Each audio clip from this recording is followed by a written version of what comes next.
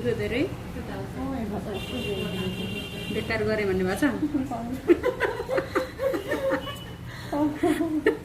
कति धेरै छ नि त यहाँ त्यही भएर नि होला धेरै भएको ठाउँमा दुख्छ अर्को पटकदेखि यस्तो साह्रो हुँदैन पातलो आउँछ पातलो आउँछ अनि दुख्दा नि दुख्दैन नि यति धेरै रोग पनि त हुँदैन नि